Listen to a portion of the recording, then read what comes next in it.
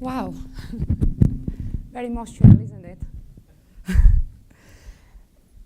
So, oh God. I suppose you feel similar to me. I suppose that the film raises more questions than provides answers, and I'm sure that it has raised lots of questions and a range of different feelings to you as well as it has to me. So the film depicted a deaf child growing in silence and isolation, and the attempts of a social worker, Joanne, to support her. So basically what the film has done is has opened up a space for debate on a number of issues around raising and educating a deaf child, including choices around communication and education. So what I'm going to do now is I'm going to do a presentation trying to unpick some of the key issues and key themes that the film identifies, at the same time drawing using illustrative quotes from the film, okay, in the picture. So I'm going to compare and discuss what we just saw the film based on research evidence. Right. And I think at this point, I might be able to say who I am. Sorry, I completely forgot before. You might be wondering, who is that woman talking to us about the silent child? So my name is Emanuela Terlekzi. Very difficult Greek name, sorry about that. Try to fingerspell it, impossible. I've got a signing name, by the way, which is much easier, it's Greek. Anyway, so I'm a teacher of the deaf by training. Does it sound all right? Okay.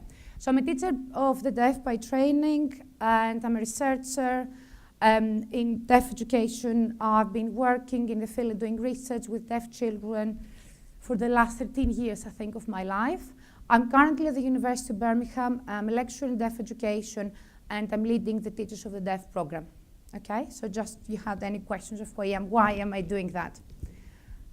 Right, so as I said, I think the film raises lots and lots of questions, and these are some of the questions that is very common for a parent whose child has been diagnosed as deaf to raise. There's some questions and concerns. So we've seen in the film, the father says, we have low expectations. We just want her to be a bit more confident, that's all. You know, we don't think she's going to do anything great. The mother, he says at some point, you know, arguing with the father, she just said, I just want her to speak. And at some point, the grandmother, again raising concerns about the child, says, do you think she will be able to get a good job? You know, all these are questions that parents of deaf children have all the time, especially when the child is diagnosed. Just a caution before I move on, I have to say it's a very muddy field. Nothing is easy, and these questions are very complicated. And if you think you're going to have any answers, or do I have any answers to these, I don't think I do. And the reason being is that, you know, we still don't know the answer to some of these questions, but also, you know, if you speak to different professionals, you do get like contradicting answers. So what I'm trying to say is that everything works for somebody, but nothing works for everybody. So keep that in mind during the presentation, okay?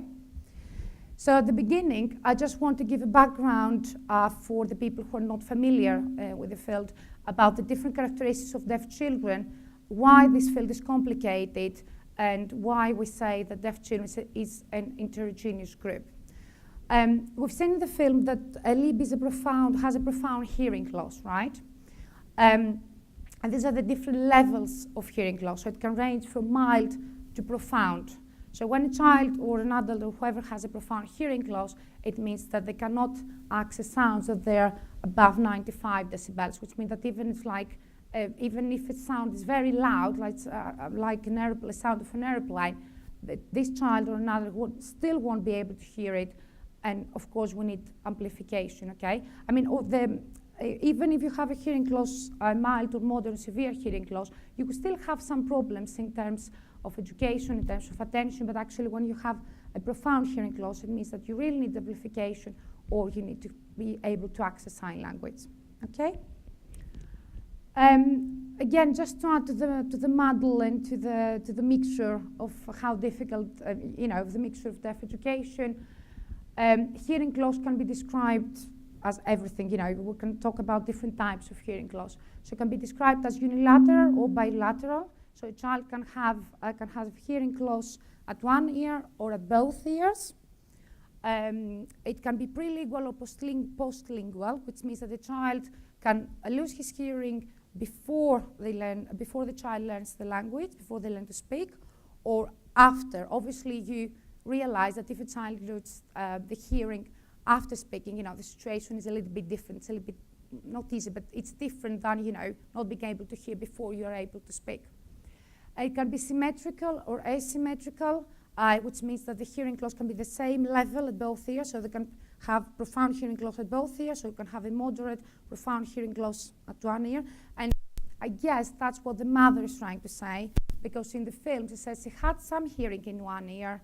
I'm not so sure, so I think that's what she goes at. And also it can be progressive or sudden. So we have hearing loss that can worsen, can get worse over time, okay? So just again to give you an idea of different types of hearing loss. Okay? Again, if you didn't think it's complicated enough, up to now, we have different causes of hearing loss. And as I think most of you know, 90% of deaf children are born to hearing parents. So the question over and over again is like, oh, right, I don't have any, any relative, I don't have anything. Why is my child deaf? Well, as you can see, according to a very recent systematic literature review, looking at the prevalence of various etiology of hearing loss, 40% of the cases it's unknown. We don't know why there was a hearing loss, okay? So we don't know the cause. Of course, we have other causes, so it can be syndromic, so there was a syndrome in the family. It can be genetic, but non-syndromic.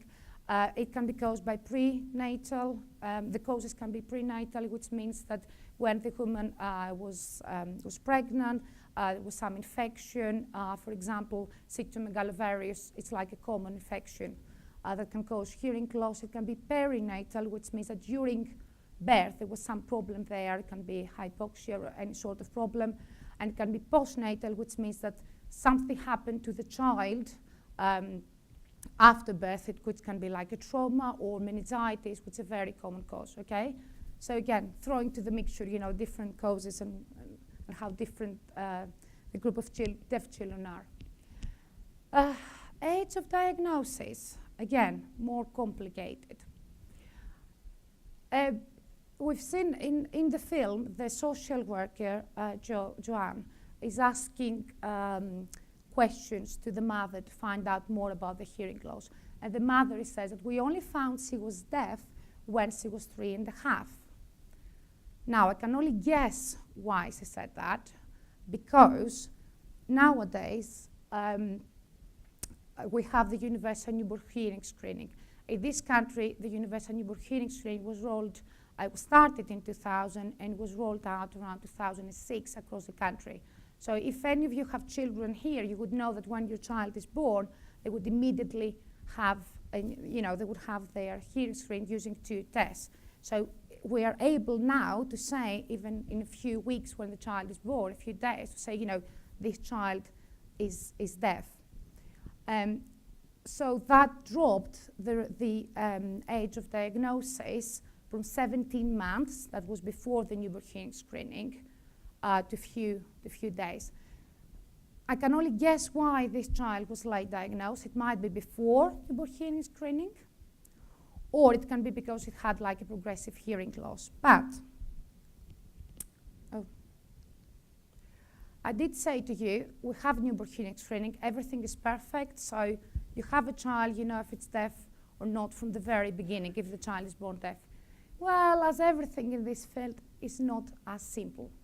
So, in one of my recent research studies that we did, looking at deaf children's literacy, but comparing deaf children now with a cohort 10 years ago, we actually found that 43% were not diagnosed until after they were 6 months old. So there were children born after newborn hearing screening, but still 43% were diagnosed after 6 months old. This is quite late. This is late for nowadays. Why? Because we asked the family, we asked what happened. Well, some children were born in countries where newborn hearing screening was not available, and then they came to this country, so that's one explanation. The other explanation is that hearing loss was initially suspected following universal newborn hearing screening, but sometimes it's difficult for parents to follow up appointments, or sometimes the results of the tests are unclear, so you can't say 100% that they're deaf. And other children passed their universal newborn hearing screening, but were later diagnosed with a progressive hearing loss, as I said earlier. So their hearing loss got worse. Okay. So again, you can think, how complicated is that? We know that the diagnosis is early, but actually this is not 100%. Some facts about hearing loss. This is from the Consortium of Research in Deaf Education. They produce an annual report, and this is the only and very reliable source that we have nowadays to know about the number of deaf children, their provision and everything. So we're very lucky, I think, to have this annual report. So we know that in 2017, in January, there were around 53,000 deaf children across the UK. It's quite a lot, right? Again, to throw to the mixture, to how complicated the group, how heterogeneous the group of deaf children is, 23% of deaf children are recorded as having some additional sort of disability of special needs. That's quite common. Okay? Now, that was like a general background. I hope you have already grasped, what is not easy. There are no simple answers, and the complication of the field. And now I'm going to touch on some of the issues that actually the film raised for us. First of all, communication. The whole film was about communication, wasn't it? Or about not communicating with the child. I have to say that when I first watched the film, I thought, okay, I think the writer wants to present the side of the child, how the child feels isolated, and that's what actually creates lots of drama around that, doesn't it? Because it feels really emotional. But actually what I feel is equally important, what research says, and we know, is the drama and the crisis and the stress that the parents of the deaf child go through, right?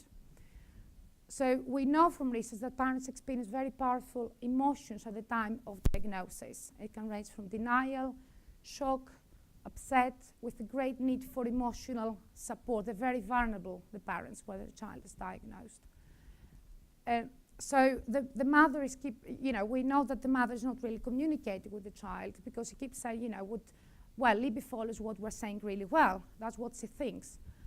We have quite low expectation again. So it's all about, they think that the child cannot achieve. But actually, if you think about it, and we know that from it, it's so daunting.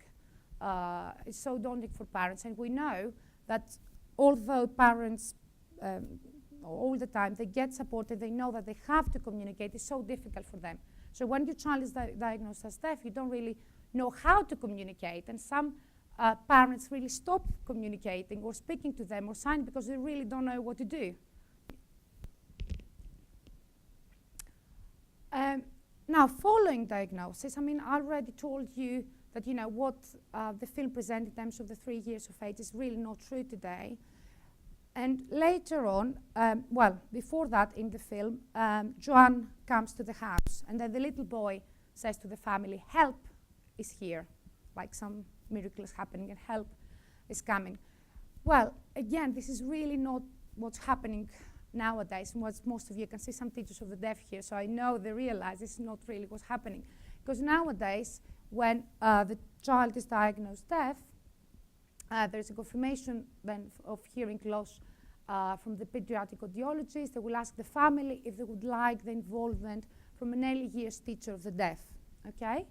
And then there is a written referral which is forwarded within 24 hours of this notification, and then support is made with the family.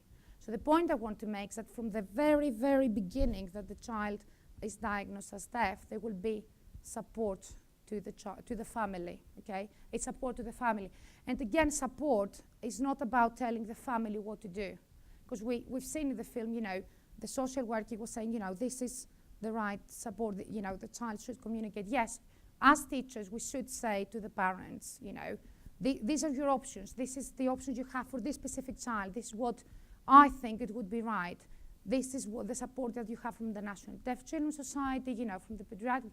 But actually, it's down to the parent to decide what's best for their child. Our role as teachers of the deaf is to consult, is to advise, is not to impose anything on parents. Okay? Hearing aid technology, again, getting more to the mixture of the, the heterogeneity of deaf children. I said before that, a profound deaf child would definitely need some amplification unless, the root is sign language. So there are two ways. It's digital hearing aids, which is like making the sound louder, basically, simple speaking, and cochlear implants, which convert the sound into electrical signals. Basically, cochlear is another type, more powerful, of hearing aids, okay? Simply put it that way. Now, we saw at the film that the mother said, oh, unfortunately, said something like she did not qualify for a cochlear implant, which was a complete blow for us. It was so unhappy, so sad that the child didn't qualify for a cochlear implant because she wanted the child to speak. Now, the NICE NHS gives guidelines on the children and the specific characteristics of the child that qualifies for a cochlear implant. Not all deaf children qualify for a cochlear implant. There might be complications, there might be underlying disabilities or anything, so not every deaf child qualifies. Okay? But I don't think I can stress the importance of amplification enough, especially, if you go down the route of spoken language, right? Again, Libby's mother says to the social worker, because the social worker is asking about amplification, says, well, she has a hearing aid, but she doesn't wear it. But she won't wear it. You know how many times I've heard that, going to schools or parents, and it's just, I don't think I can stress the importance of amplification enough. Having said that, there are ways around, NDCS have some guidelines about parents, we know as teachers what we need to do. There are some ways, and I have some suggestions here. So as a parent or as a teacher, you need to slowly build up the length of the time that the child wears the hearing aid. It's slowly, it can go progressive. Make them appealing. Nowadays, if you look at any hearing aids, they're so fancy. They're different colors, they're different styles. I love them. They're great. Every child would wear one of them. Make them part of the routine. It's part of the everyday routine to wear your hearing aid, your cochlear implant on. And something very important that wasn't highlighted in the film at all. We saw a deaf child who was really, really isolated. This is really not the picture. This is not really how it should be. The deaf child should be in contact with other deaf children. It's all about the role model, isn't it? Being in contact with deaf adults, This is really important. Sorry. Okay. Communication. I mean, the whole film, as I said, was around communication, wasn't it?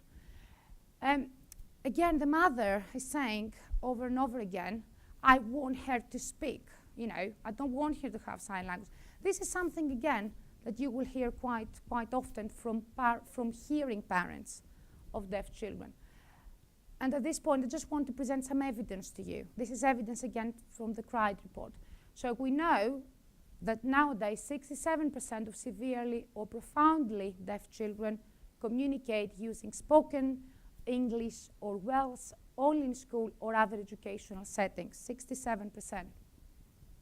Yeah? 7% use British or Irish Sign Language. 21% use sign language alongside English or Welsh. 13% of deaf children use an additional spoken language other than English or Welsh in the home. Okay?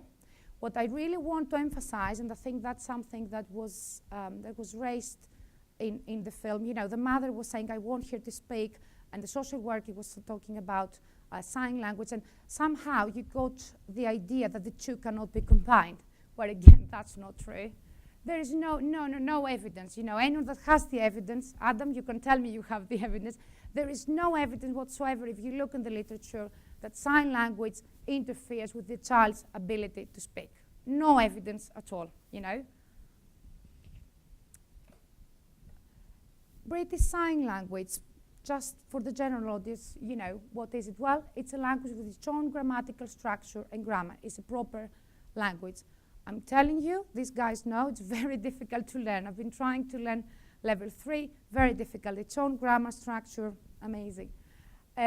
Only recently, in 2003, the UK government formally recognized BSL as a language on its own right, and the BDA, the British Deaf Association, is still campaigning for legal status of BSL equal to Welsh and Scottish Gaelic. So, you know, we do need to recognize the importance of sign language, again, the importance of BSL as a language on its own right.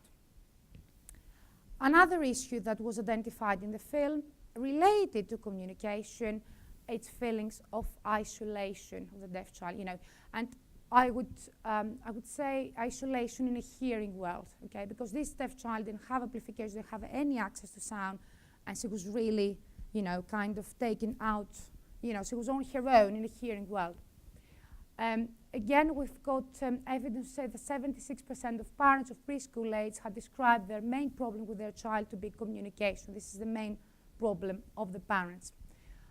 And there is a lot of evidence in the literature when we've looked at the social emotional development of deaf children and deaf adolescents that speaks about the social emotional problems that deaf children face. But so many deaf children felt hurt at the way they could be excluded when the family came together. This comes from a research study. It's quite an old one, but I think it's one of the most comprehensive research studies we have, looking at the experiences of deaf children and their parents, actually talking to deaf children and to deaf adolescents of how they feel. And just a quote from a deaf child says, "They could try and include me more and not pretend that I'm part of the furniture. They should offer to tell me what they are saying." So this is what we know. You know, some deaf children, not all of them. Again, we can't generalize. As I said, it's a very heterogeneous group and no child is the same. They feel isolated. They feel, you know, that they miss out family events. You know, I'm just about to publish my own research, social emotional development of deaf children, and, you know, there are lots and lots of issues of bullying. There are lots of issues of isolation, children not, you know, not feeling part of the family, not feeling part of hearing groups, but again, some of them. Okay? Coming to education of deaf children, there is a quote at the end of the film. I'm not sure if you've noticed. It said 78% of school-aged deaf children attend mainstream school with no specialist support in place. Well, that's not true. It's not true. The true statement, coming from, again, from the Consortium of Research in Deaf Education, says that 78% of school-aged deaf children attend mainstream schools where there is no specialist provision. Meaning that the deaf child is in a mainstream school when there is no specialist provision, but there is always a teacher of the deaf or a teaching assistant or a communication support worker who is supporting the child. No deaf child with profound hearing loss with no amplification will be left in a classroom like that on their own, okay? Also, another provision for deaf children is mainstream school with resource provision. So 6% of deaf children are placed in resource provision with which they are attached in mainstream schools. 33% attend special schools for deaf children, and 12% attend special schools not specifically for deaf children. Okay? Right. Classroom environment. So we've seen at the end, again, I just said about education and how, you know, not a deaf child would feel like that. We've seen at the end, Libby in the classroom being really on her own. We don't know where the teacher is placed, you know, where the teacher was he's talking to. Libby's in a group of children. She can't obviously hear anything, you know, she was just put there. So again, this is really not the case, or the case what I've seen, or, you know, what we know from research. You know, there is support. If a child is in a mainstream school, has profound hearing loss, you know, and cannot communicate orally, you know, there will be support. Even if they can't communicate, there will be support from teacher of the deaf, TA, There would be interpreter if they use sign language, you know, all sort of support around the child. Sitting arrangement, you know, a deaf child like that wouldn't be put in group, or it would be put with support, you know, usually would be put at the front of the classroom, and the teacher would make sure that the teacher looks at the child and not have their back turned. Room acoustics, as some of the teachers of the deaf in the audience know, this is really important. We need to make sure that the classroom where the deaf child is educated is good acoustically. So it's insulated, like this place here. So there is limitation of the background of the external noise, okay? And also, we have what we call FM systems, radio aids. So basically, it's like a microphone, like the one I have, which transmits to the radio aid of the child, okay? Or we have hearing loops, which unfortunately we don't have here today. So there are lots and lots of systems and supporting around the child. And there is a lot of development in terms of technology, as I said, in terms of hearing aids and cochlear implants. Okay, so I said all that. So what do we know about deaf children's attainment? How well are they doing? Because some of them are doing well, I'm telling you. Well, in terms of stats, we know that 71% of deaf children do not achieve a good GCSE in English and maths. And again, evidence from my own research looking at reading skills of primary school children suggests that deaf children start at a similar reading level as hearing children at the age of 6, but then when we follow them 2 years, they drop. So 2 years later, when they're 8, they fall behind the hearing children. Again, in my research, looking at reading skills of deaf children who were using sign language, who attended mainstream schools for the deaf, you know, everything. Orally educated deaf children had higher scores in reading than children who signed in the classroom. But, you know, I said about cochlear implants, and, you know, in this field, there is a lot of tension about cochlear implants sign language. Well, there is no difference in reading skills. I found no difference in reading skills between deaf children using hearing aids and cochlear implants. There was nothing there in terms of reading skills. Okay? Right. So it's all back to the support of deaf children. I hope you've realized until now from my presentation, you know, how complicated it is, that we've got the technology, you know, deaf children can achieve, yes, not all of them, some can achieve, but we need support. So we do need ongoing support for deaf children to develop their knowledge and skills. And if I cannot emphasize it enough, I hope you know that there was a parliamentary debate on British Sign Language on the 5th of March in 2018. And one of the MPs there said that the barrier was taken down in Hollywood last night with the silent child. Now we need to begin working, taking down the barrier in Westminster, okay? But I've said all that, I've said about support, but what's the reality? And some of the teachers of the deaf, I can see they're nodding in the audience. 56% of teachers of the deaf are due to retire in the next 10 to 15 years.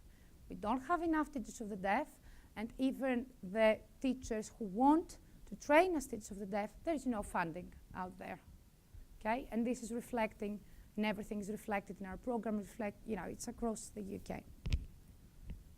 So, I want to end by saying that I hope you all understood that although the film was emotional, and, you know, I liked lots of bits about it, we all need to understand that it's really complicated. You know, there is no simple answer. There is no simple solution. You know, there is no magic here in this field.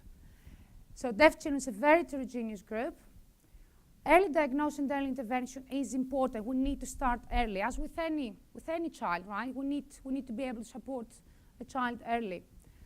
Again, there is no evidence that sign language interferes with a child's ability to speak. Bilingualism is fine. You know, we use it. It's working. It's fine.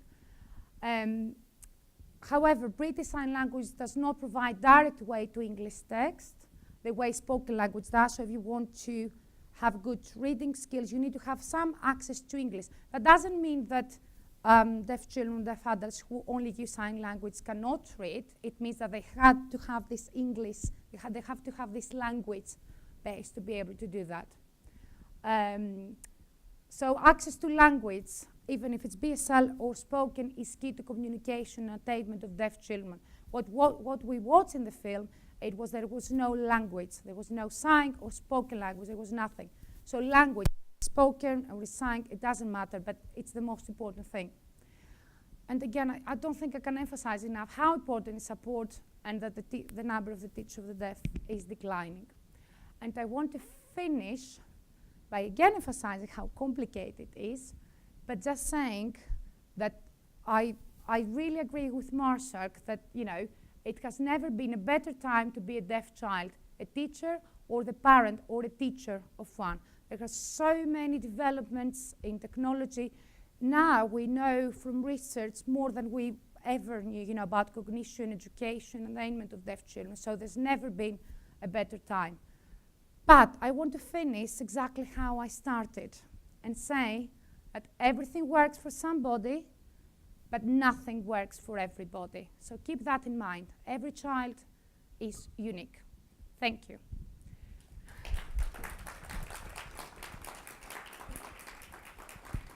So now there's going to be a question and answer session. Thank you.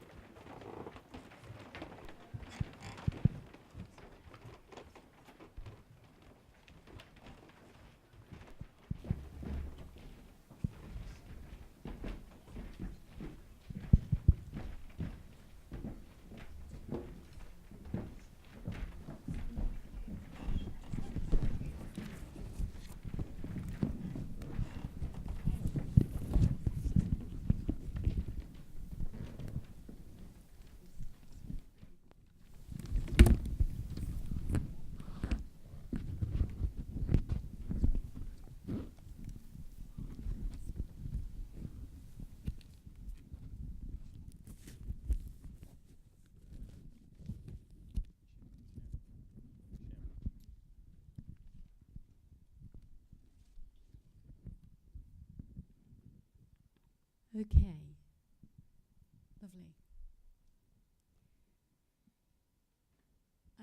My name is Angie Wotton, and I'm also a teacher of deaf children, and I have the privilege of working alongside Emanuela at the university on the course leading to the qualification as teacher of the deaf.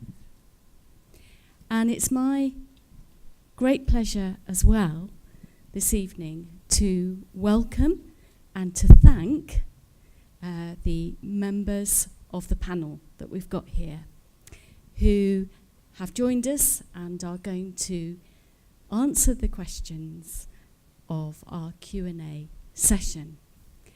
And they're going to introduce themselves in a minute. But I do have to say that unfortunately, one of the people who was going to be on the panel has unfortunately had to pull out at the last minute, and that is J. Thomas Morton, who is deaf himself and has, I think, at least one deaf child. Three. Yeah. So we're very sorry about that because, well, for obvious reasons. Now, as you can see, Emanuela is going to stay with us with the panel, because I'm very well aware that after her presentation, you might like to ask her some questions as well. So the way it's going to work is this. We've had some pre-submitted questions and pre-prepared questions which the panel members are going to address for us. But I'm also going to take questions from the floor. And what I'll do at the moment when we're going to do that is I'm going to ask you to raise your hand, and if you're selected and you're delivering your question orally, please will you wait until the microphone comes to you before you ask your question, because we need to catch the sound. However, don't worry, you're not going to be filmed, okay? That's what I've been promised. And also I will be repeating the questions as well. So, we're going to go to our panel now, and I'm going to start by asking an introductory question, really, which is to ask each person to introduce themselves and to say what their role is, what your role is, and also the particular perspective you have on our panel this evening. Is that okay? Okay. Right, so can I ask you first, Chris? My name's Chris Mullen. I'm Social Care Policy Advisor from the National Deaf Children's Society. And my perspective I will bring on this, I assume, is the impact that this film has had in terms of social policy, particularly in the English government. Lovely, thank you very much. My name is Alison Carter, and I'm a teacher of the deaf. I am the head teacher at Longwell School for Deaf Children, which is in the south of the city. It is a regional provision for deaf children who need a sign bilingual philosophy and education. And so we have 62 children between the ages of 2.5 and 11 at the school. Thank you very much. Hello, I'm Cherry Thomas. I'm also a teacher of the deaf, and I was brought up in a deaf family. My parents are prelingually deaf. I'm now head of sensory support. We work in Birmingham for children from birth to the age of 25. Thank you. Okay. My name's Marie Duffy. I'm a teacher of the deaf at Percy Shermer Academy and Deaf Learning Base. We are a primary school in the city centre of Birmingham, and we are a resource base, and we are providing education for 14 deaf children. Thank you, Marie. Hi, I'm Marnie Davis-Wood. I am the mother of a deaf child. My daughter Ivy is 4.5. She is, I would say, truly bilingual in British Sign Language and English. British Sign Language was her first language. My husband is hearing, I am hearing. She goes to Longwell School, and she has been there since she was 2.5, thankfully.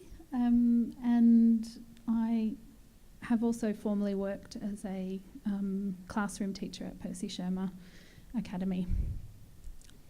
Thank you very much, everybody. So you have a sense now of roles and slightly different perspectives, perhaps. So we're going to...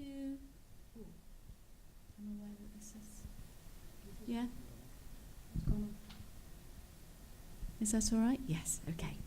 We're going to sort of kick off, if you like, with 2 or 3 questions that are around this whole area of decision-making by parents and the support that they're offered as they're making decisions for their deaf children. So we're going to go with that area first. Warm everybody up a little bit before you ask a question yourselves. So my question, I'm going to go to Marnie, please. In the film, the parents are faced with a number of decisions and choices to be made. So can you describe how you came to decisions about any of the same sort of issues that we've seen depicted in the film? Having seen the film again, I've seen it a few times now. Having seen it just now, I'm actually going to change my answer to this because in preparation, I had kind of my intellectual hat on. I guess I was thinking, it's an academic event. So my sort of previous answer to the question, or part of my answer to the question really, is I did a lot of research. I had just while I was pregnant with Ivy, I'd read a book by Andrew Solomon called Far From the Tree, which I would highly recommend to anybody interested in social research, parenting, families, identity. And there's a chapter in that about deaf families, deaf children with hearing parents. So intellectually, I knew that children need language, both for communication and for their academic achievement, as Emanuela said before, but also to develop their brains. So I knew that as a new mother.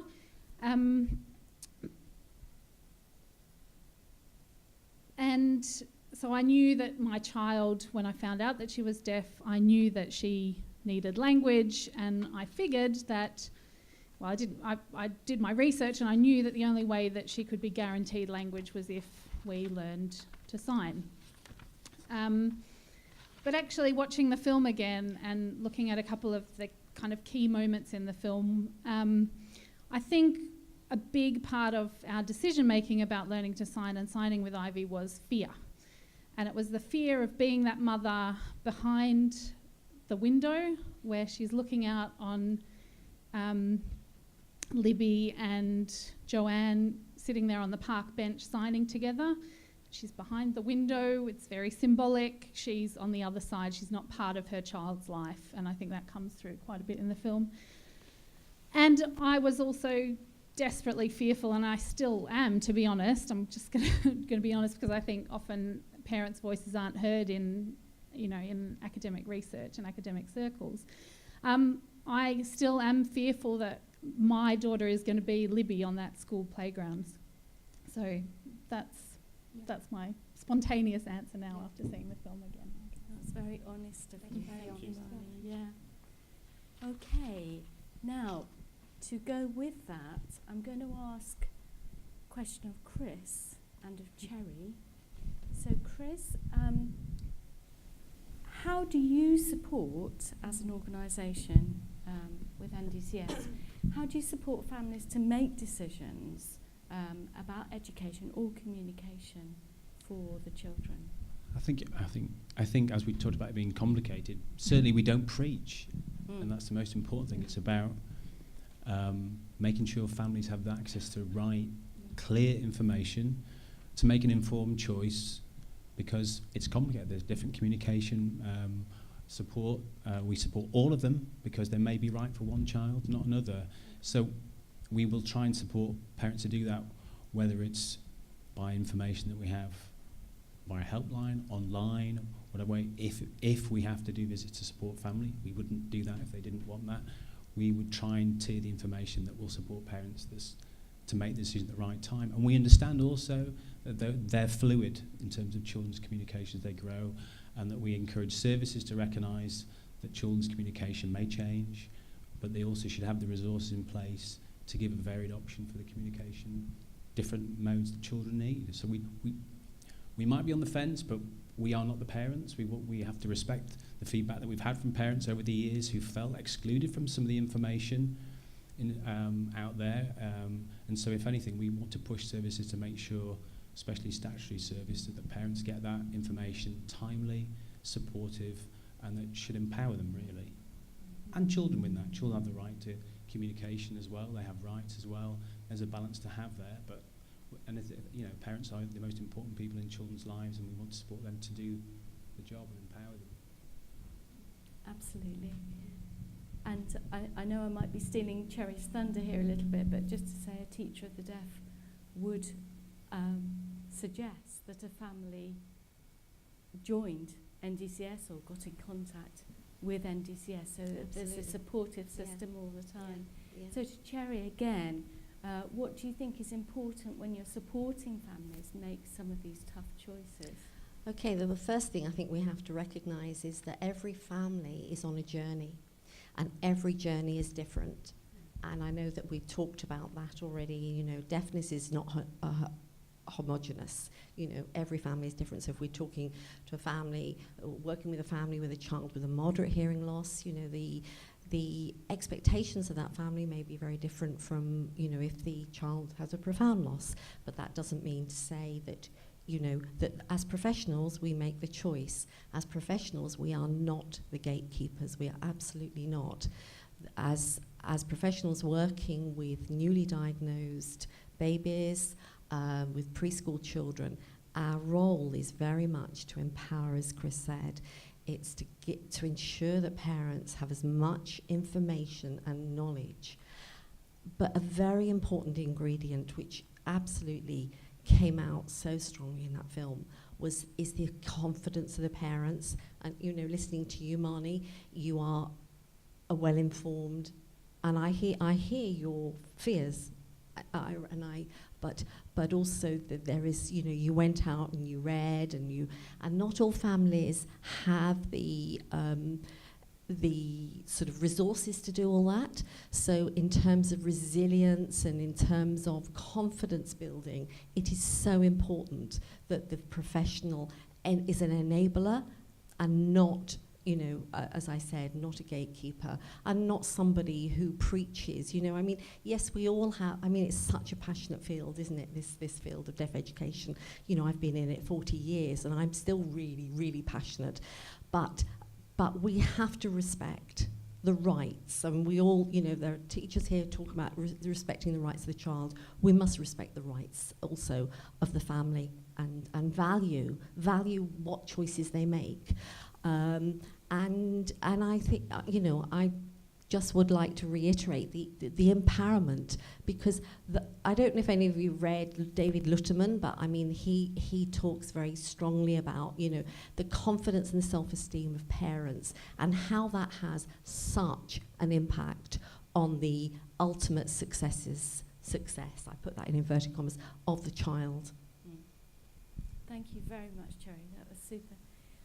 Does anybody else want to come in on that area at the moment?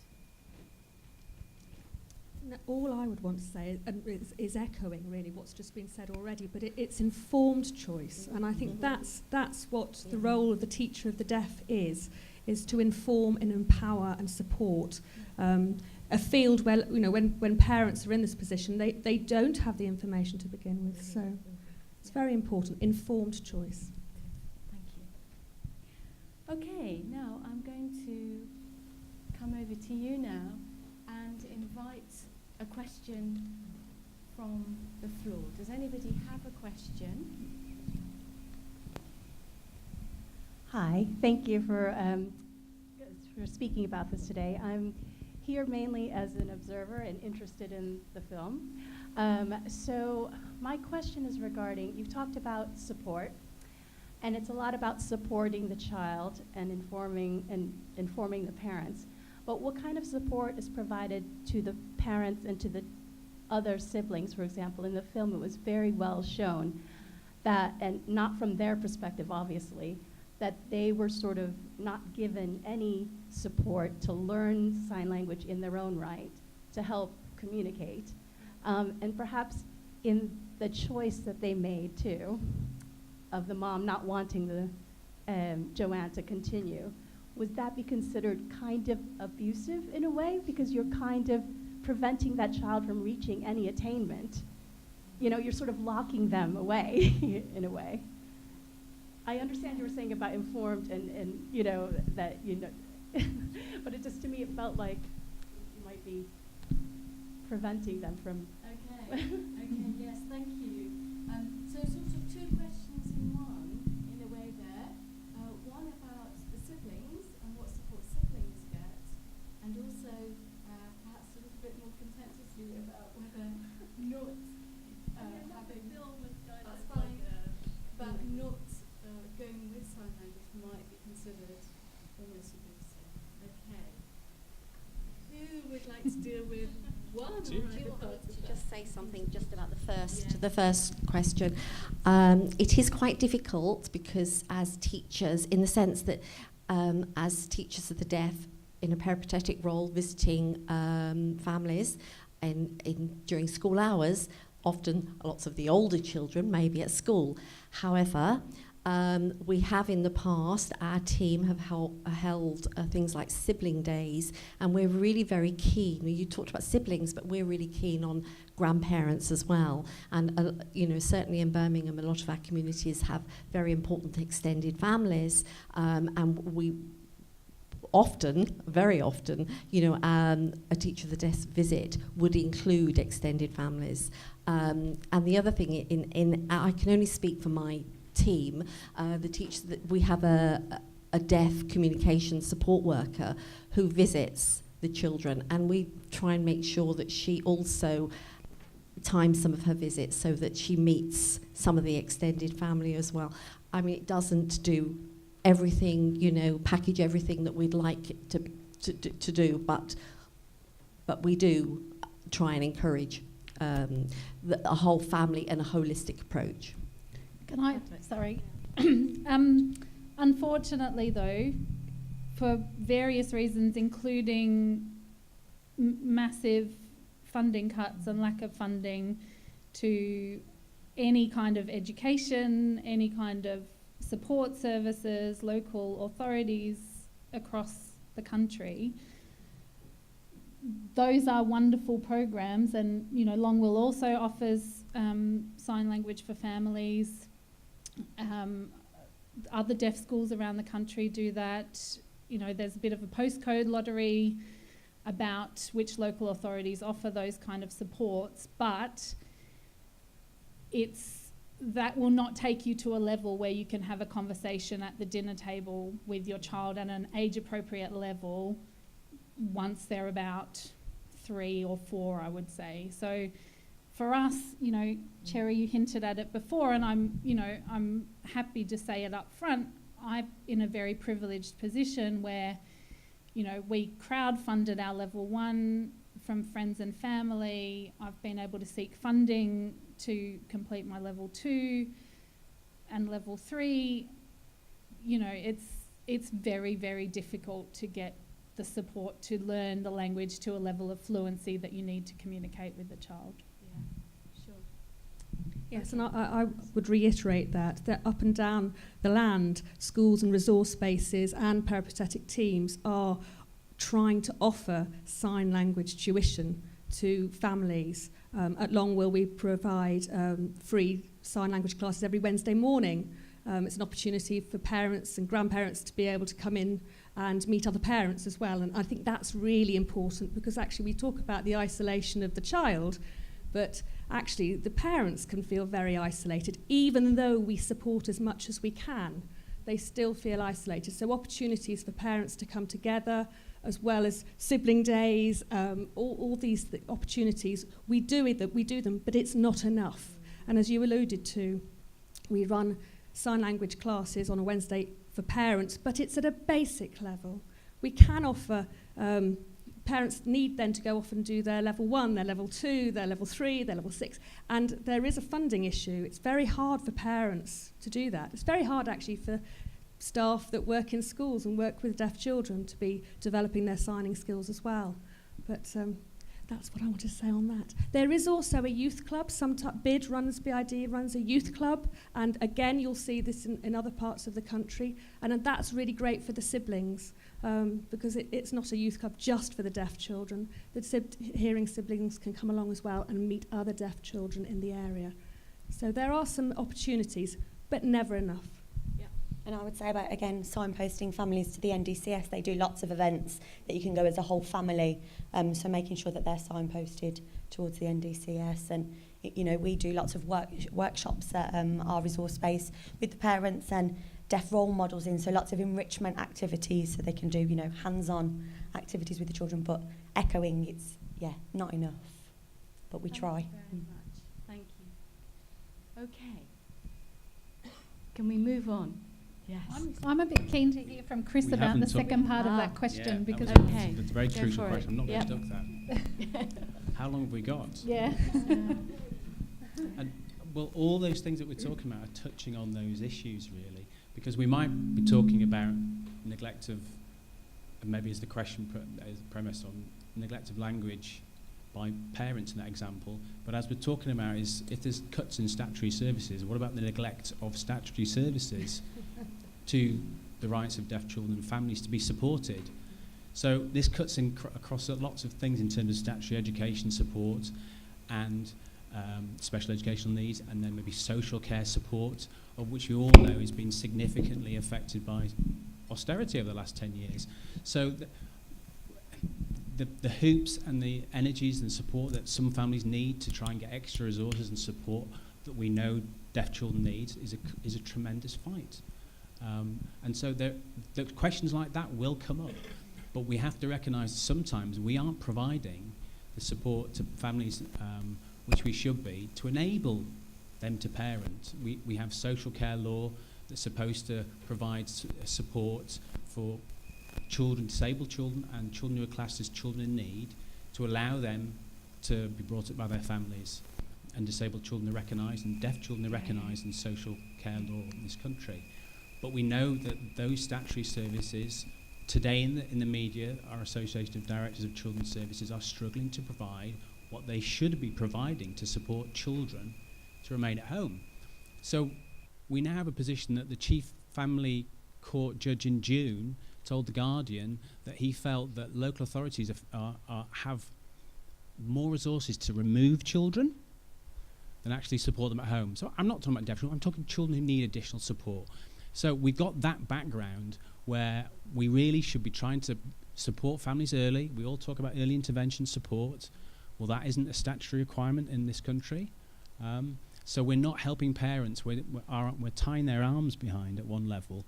And then when they're not getting the support they need, then potentially if children's social care aren't understanding the impact of probably lack of language development for deaf children, then a more draconian response is coming, which really shouldn't have happened if those services were fully aware and able to provide support.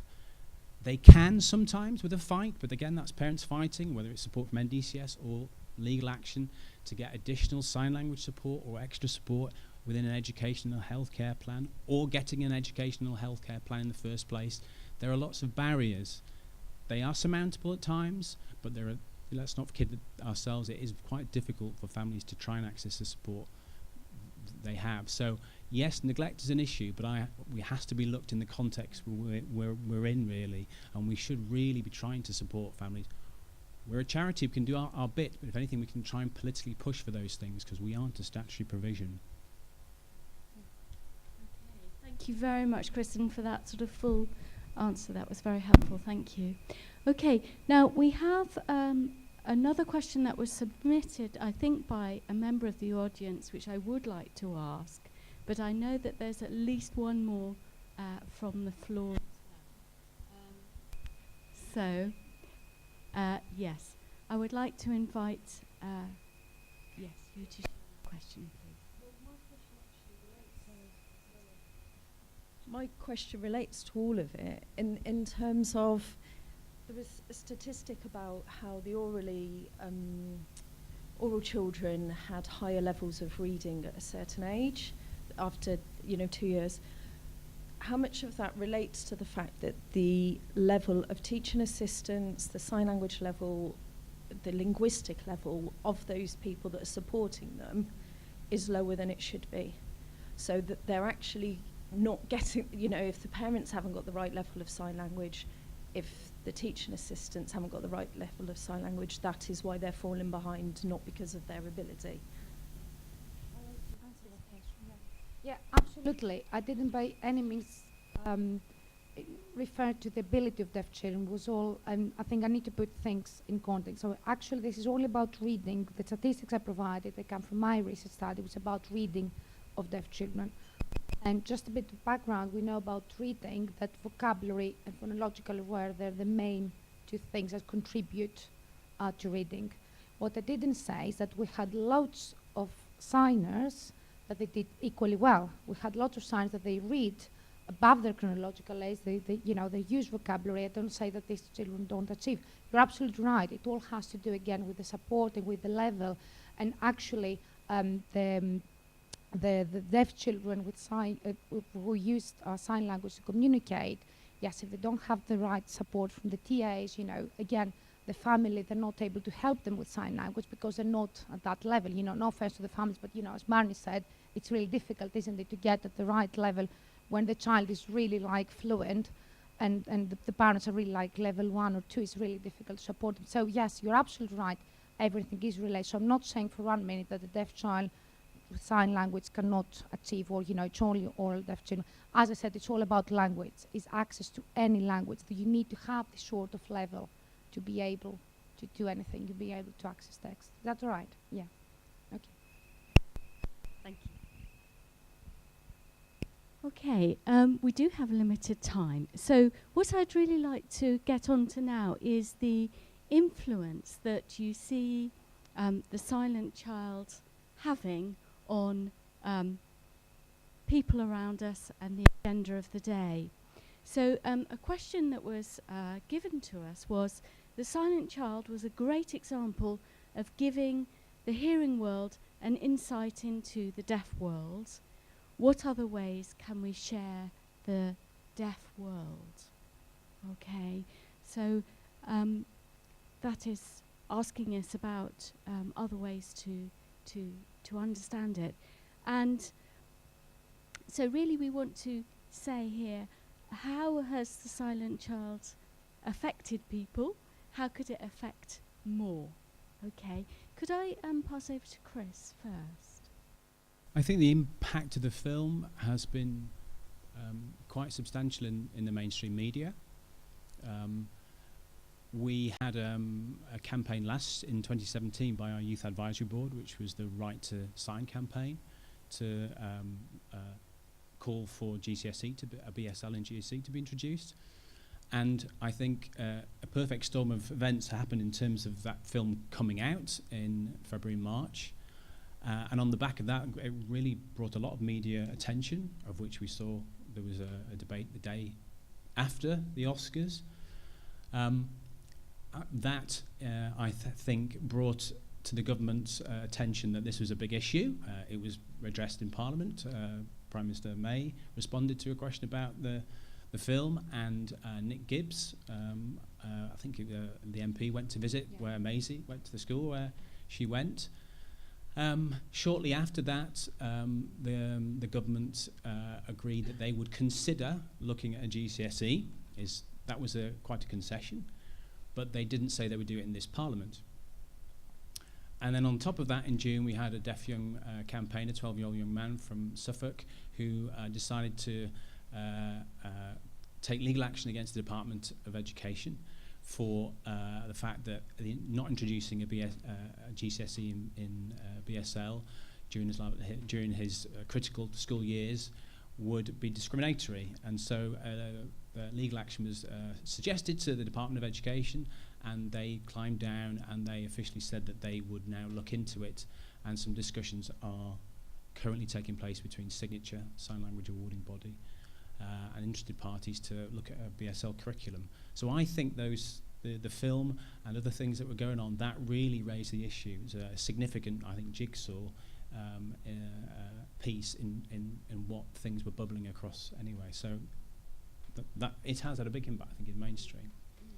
We had a recent debate in September as well in deaf services. A disappointing response from Nadeem Zahawi, the Children and Families Minister, about that. But there's definitely concerted efforts by MPs out there, Jim Fitzpatrick and other MPs who are regularly raising questions. We support them with raising questions in Parliament. So the film has definitely had a significant impact.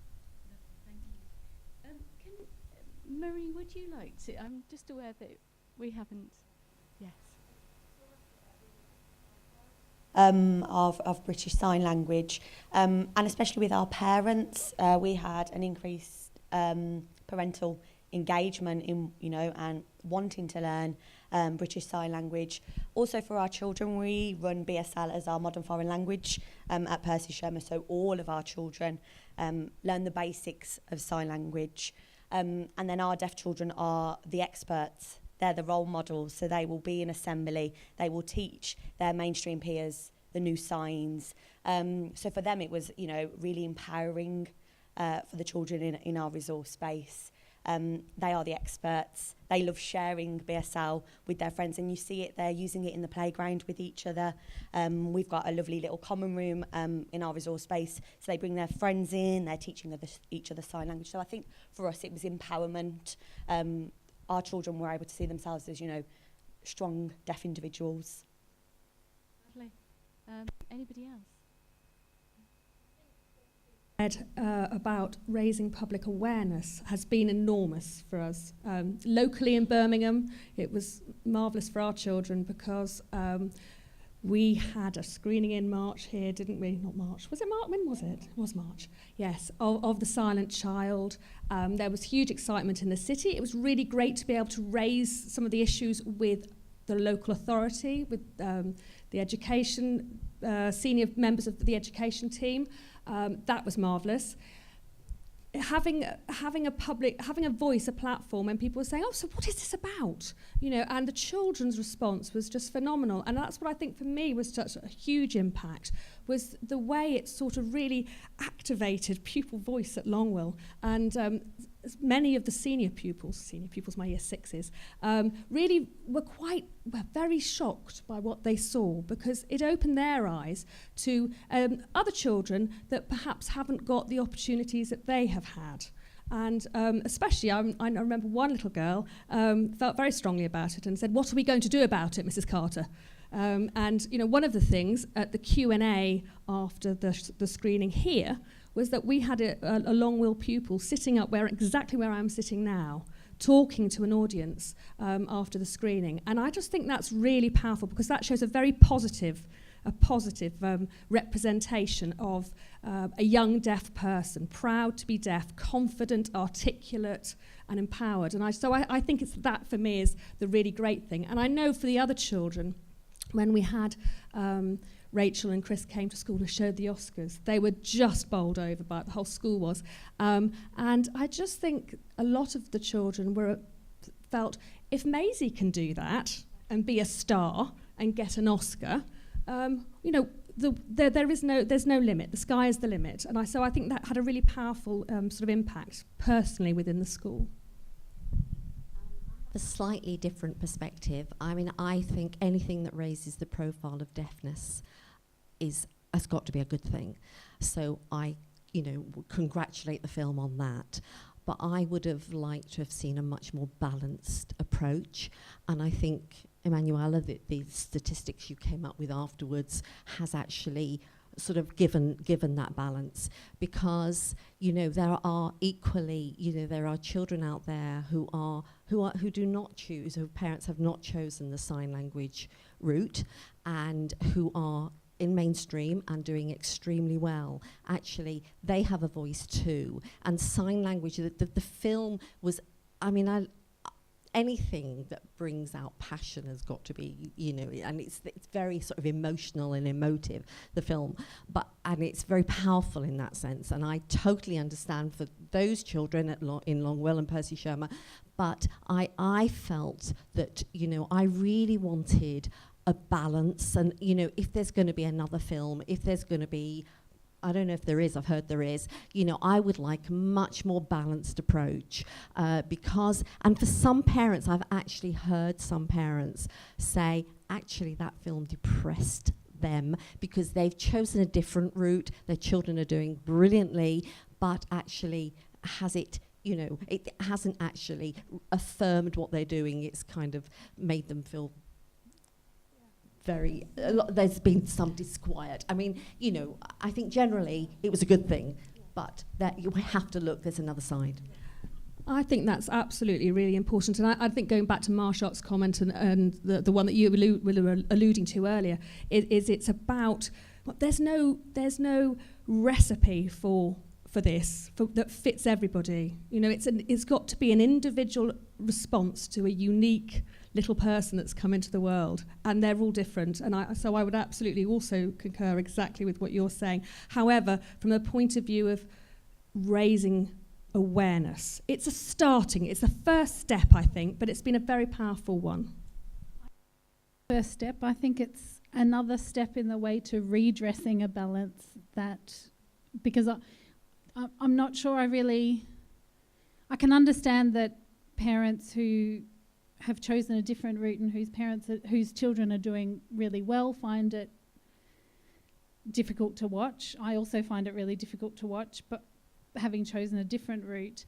But I think the balance has been in the wrong direction, and I think the film aims to redress that balance and push it a little bit more in the direction of, Emanuela had to say quite strongly twice or three times in her presentation, there is no evidence that learning sign languages impedes oral language development, and that's something that we have to keep reiterating. Thank you very, very much, all of you, for the contributions you've made as a panel. I'd like to thank all of them very much indeed.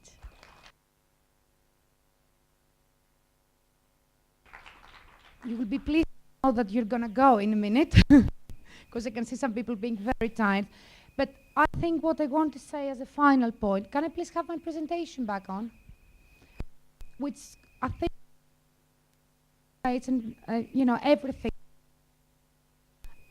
It's going back to the child. There's no one size fits all, is what is. And I think this is. Sorry. No, I want my last shot. Can I go to my last slide? Yes, this one, not this one. Sorry about that. So, I think this model, which the biological model of development is drawing from a developmental psychology, really encapsulates what I think we're all trying to say here, independent of, sign language, spoken language, which approach. I think the ultimate stakeholder is the child. We need, if you take one thing tonight, take that. The child needs to sit at the very, very center of whatever we're doing, whatever we're thinking, whoever we are. And what this model says really beautifully, I think, is that the child with their own characteristic, with the degree of hearing loss, with hearing, whatever characteristics the child have, the age sits at the center, then the immediate circle around the child is the microsystem, which is the school, which is the parent, home, the friends, and all these people directly influence the development of the child.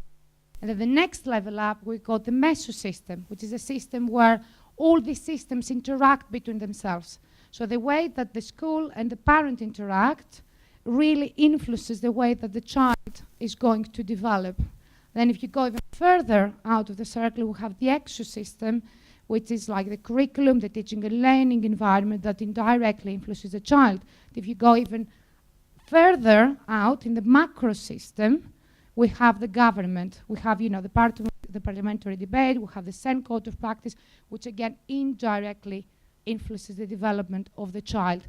And then at the bottom, we've got the chrono system. Because we need to remember, that the child develops and this system is going to change. It's going to be different at each specific time.